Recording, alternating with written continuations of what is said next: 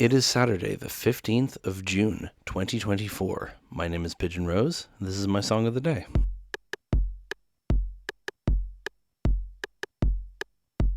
Today is going to be a bit of a strange one because technically we're talking about two songs, but also technically we're talking about one song in three parts. And also technically we're listening to them in the wrong order, but we're also listening to them in the correct order. So it's going to be, let me explain. There's a band called the Decemberists, and that's who we're talking about today. They have an album called The Crane Wife. And there is a three-part story of the Crane Wife on the album, but the first track on the album is the Crane Wife Part 3, and then the second last track on the album is the Crane Wife Parts 1 and 2. So not only are Parts 1 and 2 in the same song, but they're also way later in the album than 3. Now, they were originally conceived as all one thing that was going to be all in a row at the end of the album, but they ended up changing that. But when they perform it live, they quite often do all three in a row in 1, 2, 3 order. And that's how we're going to listen to it today. So either you listen to the album version, but just 1, 2, and 3, which I'll link a playlist that I've made of that in the description, much like I did for Dinosaur Orchestra. Or you listen to the version, which is the version I'm going to listen to now, which is on KEXP. Colin Meloy, who's the lead singer, did a solo performance, just him and a guitar, of the 3 songs in order in one go. That's my favorite version of the whole thing, and I would recommend that one. Now, that version isn't on Spotify, so if you're going to listen to that, you have to do that on YouTube. But there is a version on Spotify, a live version on Spotify of 1, 2, 3 in order, so you can do that either. Whatever way you choose to consume this, it's all the same songs, and the conversation will still apply, and they're all good versions. I personally prefer the KEXP version, so that's what I would recommend to you, but you can choose any one you want.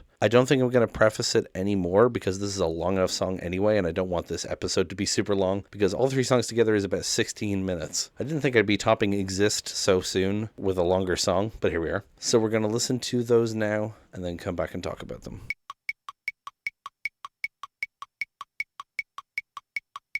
So there it is. That is the Crane Wife. I really, really, really like that. Both the full band version and the solo Colin Meloy version, for different reasons. I really like how intimate the solo version is. I think I wouldn't like the solo version without having heard the studio version first, though. I think it's the contrast that helps there. But anyway, the story of the Crane Wife. This is a Japanese folk tale. Specifically, there is a folk tale. Now, I'm going to be pronouncing Japanese here, which I think I'm okay at, but you will excuse my pronunciation. Tsuru no Ongaishi, which is the Crane's Return of a Favor, is the name of a Japanese folktale, and Tsuru Nyubu is a specific variation of it called Crane Wife. And in that folktale, it varies because it is a folktale, but generally a man marries a crane disguised as a human. She weaves silk brocade, which the man sells until he discovers that she weaves it from her own plucked feathers. He tells her to stop. She tells him that she did it for love. He says love should exist without sacrifice, but she says he is wrong. Love,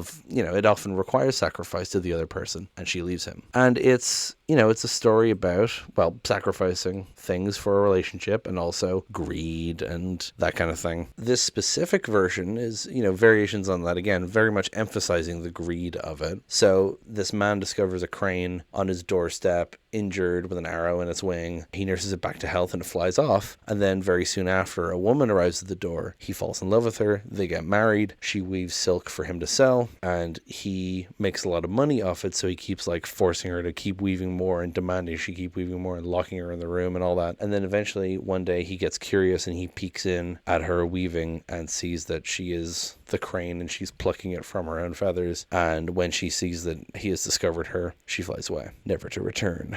It's a really interesting... I talked about this when I talked about pomegranate seeds. I've always liked mythology and folklore, its way of kind of explaining earthly concepts with otherworldly phenomena. The Hades Persephone thing, talking about the seasons, whereas this, it's not about natural phenomena, but it's about greed and it's about love and marriage and sacrifice and all that. And I always find it interesting seeing how these things are represented in these stories, and the Crane Wife is an interesting interpretation of that. And this song is what introduced me to the myth, although I have a book of Japanese fairy tales that's called Japanese Fairy Tales, and there's a version of this in it as well, but I heard this song before I read that. But I find it a very interesting story, and I find the songs very interesting telling of it, and there's very specific moments. I'm not going to read all the lyrics to all 3 parts because that would take forever, but I like the repetition, with the sun was all down, The winter's so long.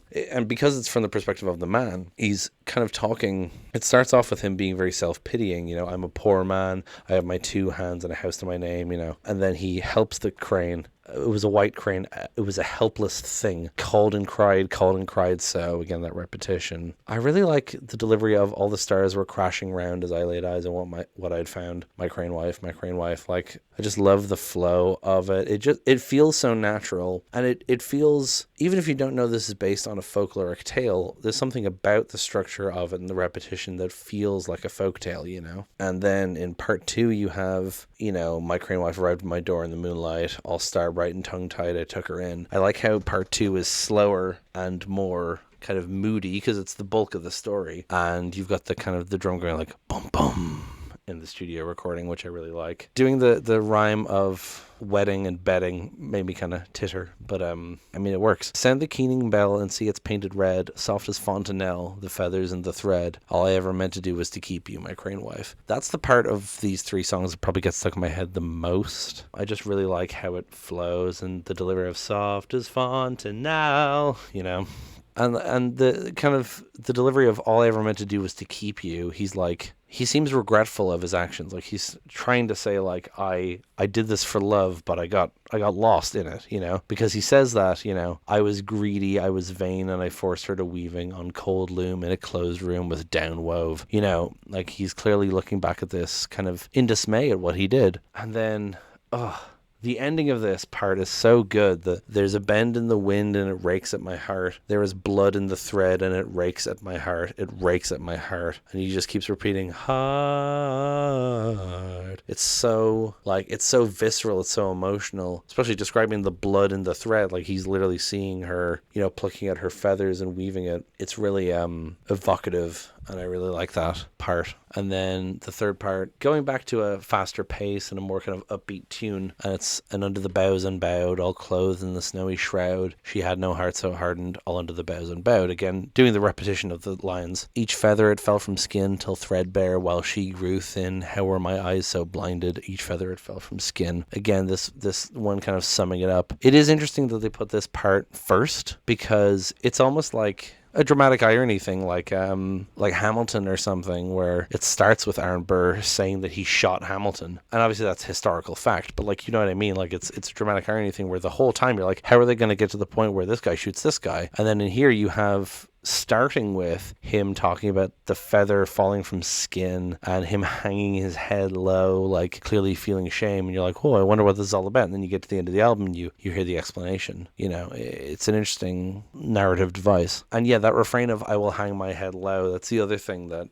sticks in my head the most, and it's great because it just really, he just realizes what a shitty thing he did, and it just the repetition of it really evokes that. Yeah, I don't think I have much else to say about the lyrics, at least. Yeah, I really like this trilogy of songs. I hope you did too. I hope you didn't fall asleep during those 16 minutes. This is the only Decemberists album I've listened to, and I've heard their other stuff is great. I just haven't gotten around to it, but this whole album is great, as these 3 songs indicate. I may talk about The Island, which is another, it's 11 minutes long. It's another really long one from this album, but I don't know if I will. We'll see. For now, though, thank you so much for listening. Please subscribe, leave a comment, leave a like, tell your friends, tell your enemies. I don't know why that's become my catchphrase for the endings of these, but I just think it's a funny turn of phrase. Thank you so much for listening. I will talk to you tomorrow with the end of Animal Week. Break it down.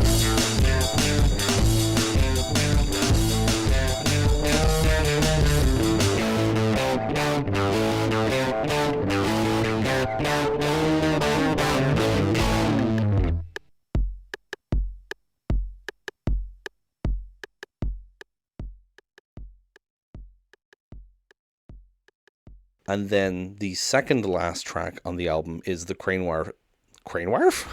She tells him that she did it for love. He says love should exist without sacrifice.